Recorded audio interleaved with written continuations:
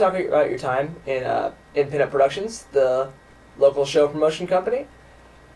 I want to start out with were you putting on your own shows at the time, and it was sort of a merger between you and Pinup, and you just kind of joined and did your thing there, or was it a relationship in some other walk of life, and you thought, oh, maybe I can do the show promotion thing as well? Yeah, I actually haven't like revisited those memories in a while, but as far as like me working with Pinup, like a lot of people don't realize how involved I was towards not the end of Pinup or the end of Five Carriage, but just, I put a lot of time and effort into Pinup because, like I said, I was trying to do something good overall for the community, overall for the networking, much like what we're trying to do with this platform now. So initially getting into Pinup, the story that pops into mind is Daniel Rubin, you know him, Sight and Sound.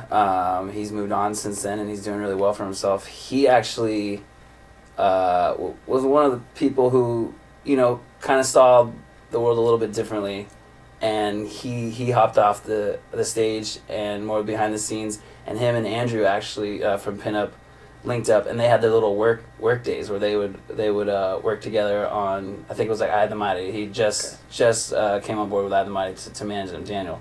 So simultaneously as that was going, I'd got my first gig with College Battle. I was promoting it was a concert at the Fillmore. I wish I knew. I can't remember who's the.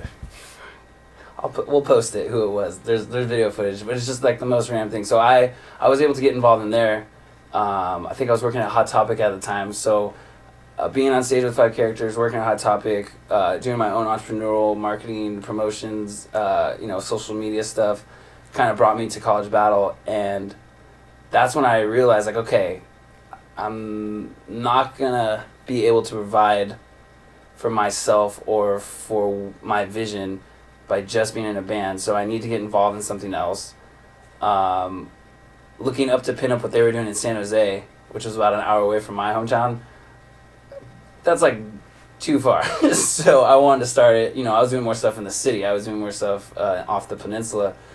So I don't know why I thought about this way, but I said, okay, I'll take what they're doing, or I'll take what I'm doing, and I'll do it in the north. So the idea would be Pinup would book someone, and then maybe, a week or two later or the next week, and depending on, who it was, they'd play down here. So more of like an alliance of such. But that wasn't just with Pinup, that was with other people. I just wanted to be a player in that game because I felt that I could offer something to other bands. So do you mean you had talked to Pinup and these other companies and like made this alliance, or were you just like kind of waiting for the band to play for Pinup, and then you're like, okay, they probably want to show them more developmental, like, okay, I know what a booker does, I know what a promoter does, I can do this, but who's been doing it longer?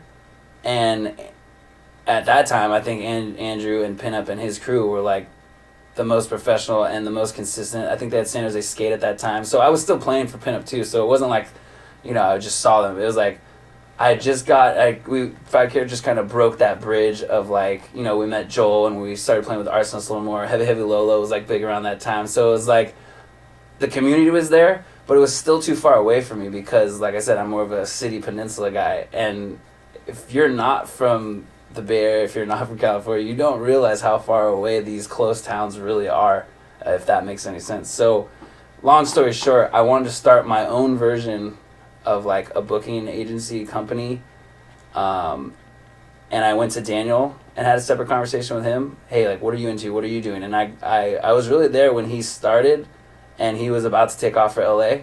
So I hold those conversations really valuable. And then he, at the simultaneously, I was hitting up the same people who were making moves, and I set a conversation with Andrew, and so I went over to Andrew's house, and that was like the first or second time I've actually met him to try to pick his brain, so to speak, on like, what are you doing that's so successful out here? How can I do it over here? And Andrew's a smart businessman. He's like, hey, after several conversations, instead of doing that there, why don't you come do it here? He was actually going to leave Pinup at that time, and this is like 2011 or 12, but that might be a story for another time or another interview. This is my family.